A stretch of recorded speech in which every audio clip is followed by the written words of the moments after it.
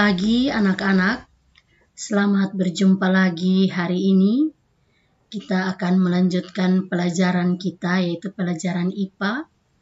Tapi sebelumnya sebagai umat yang beriman, kita patut naikkan syukur kepada Tuhan karena kasih dan kemurahan Tuhan saja, maka kita masih bisa ada hingga sampai dengan pagi hari ini.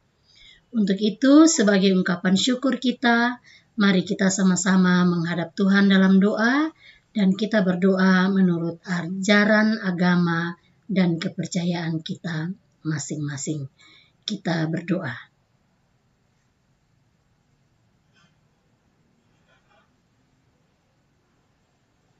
Berdoa selesai. Hari ini kita akan lanjutkan pelajaran kita, yaitu mengenai sistem gerak pada manusia, khususnya mengenai otot. Tujuan pembelajaran yang akan dicapai pada hari ini, yaitu diharapkan anak-anak dapat, yang pertama, mengetahui fungsi otot, yang kedua, menyebutkan 3 macam otot yang terdapat pada manusia. Yang ketiga, menjelaskan ciri-ciri otot polos. Keempat, menjelaskan ciri-ciri otot lurik. Dan yang kelima, menjelaskan ciri-ciri otot jantung. Dan yang terakhir, anak-anak dapat membedakan gerak sinergis dan gerak antagonis. Pada minggu yang lalu, anak-anak telah belajar tentang rangka atau tulang, di mana rangka atau tulang itu merupakan alat gerak pasif. Hari ini kita akan belajar tentang otot yang merupakan alat gerak aktif. Jadi, tulang itu hanya dapat digerakkan kalau ada otot yang menggerakkan. Fungsi otot pada manusia, yang pertama, menjalankan kerja. Yang dimaksud menjalankan kerja di sini, yaitu kita bisa bekerja, kita bisa mengangkat, kita bisa memegang, dan lain-lain.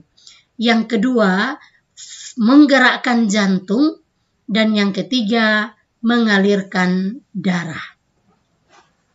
Otot yang terdapat pada tubuh kita, pada tubuh manusia ada 3 macam, yaitu otot polos.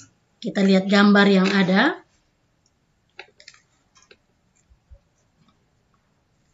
Otot polos. Otot polos ini dia memiliki ciri-ciri, yaitu yang pertama, berbentuk gelendong. Ini berbentuk gelendong.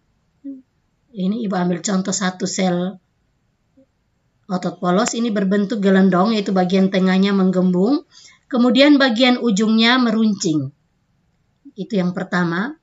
Yang kedua, dia memiliki satu inti yang terletak di tengah.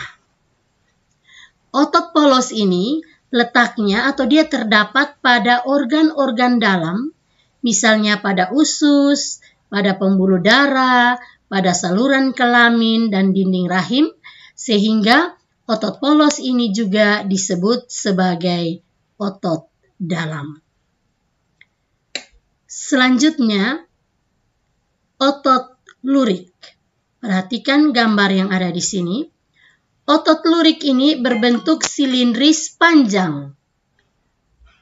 Berbentuk silindris panjang. Memiliki banyak inti. Ini inti yang bulat-bulat, ini inti yang letaknya di tepi.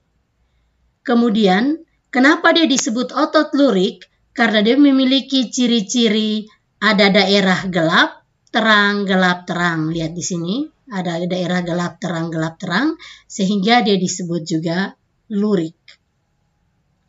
Ciri yang berikut, letak dari otot lurik ini melekat pada rangka. Melekat pada rangka, sehingga otot lurik ini disebut juga otot rangka. Cara kerja dari otot lurik ini di bawah kesadaran atau atas perintah dari otak, sehingga otot lurik disebut juga otot sadar. Jadi atas perintah dari otak, misalnya angkat lengan ke atas, angkat lengan ke atas.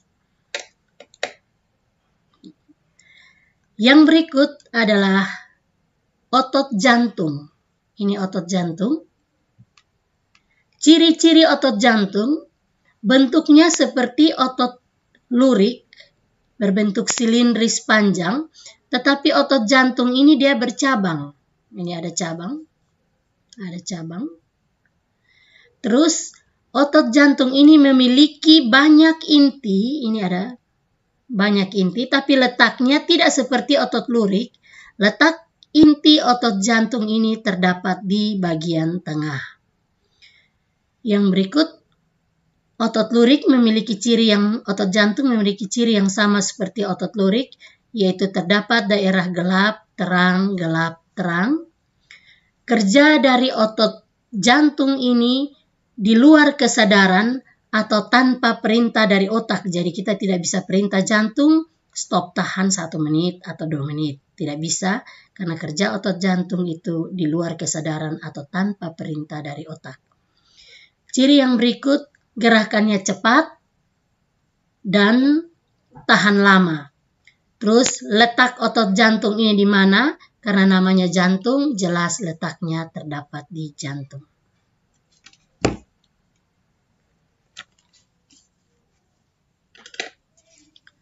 Sekarang kita lanjut yang berikut, yaitu gerak dan kerja otot.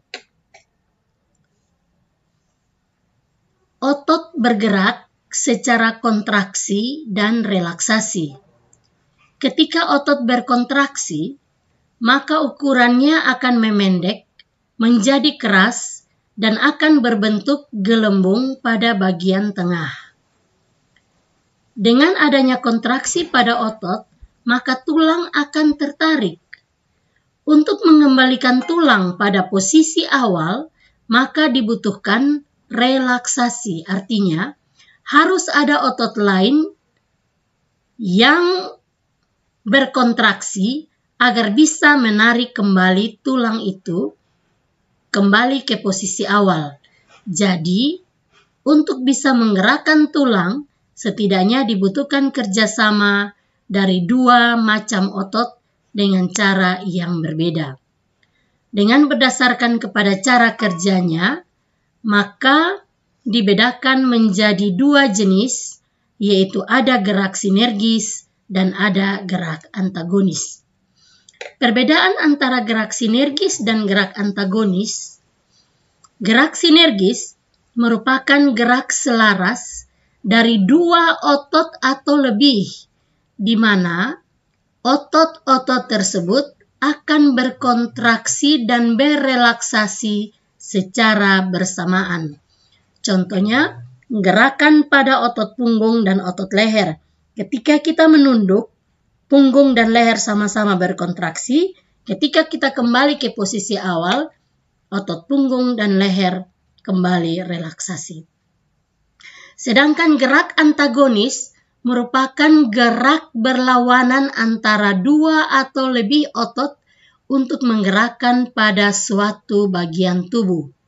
Contoh, ketika lengan bawah terangkat, maka otot bisep akan berkontraksi, sementara otot trisep akan berelaksasi. Ini bisa dapat dilihat gerak antagonis pada otot bisep dan otot trisep.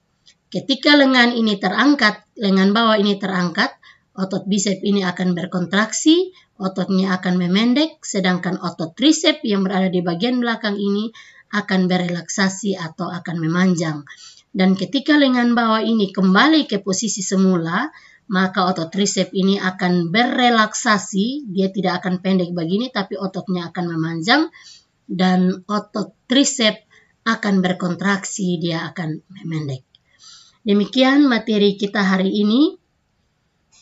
Tugas yang disampaikan ada 2. Yang pertama, tuliskan 3 macam otot yang terdapat pada manusia, serta jelaskan ciri-ciri dari otot tersebut. Yang kedua, jelaskan perbedaan cara kerja dari gerak sinergis dan gerak antagonis. Demikian materi kita hari ini, semoga bermanfaat dan terima kasih. Selamat pagi, sampai bertemu lagi.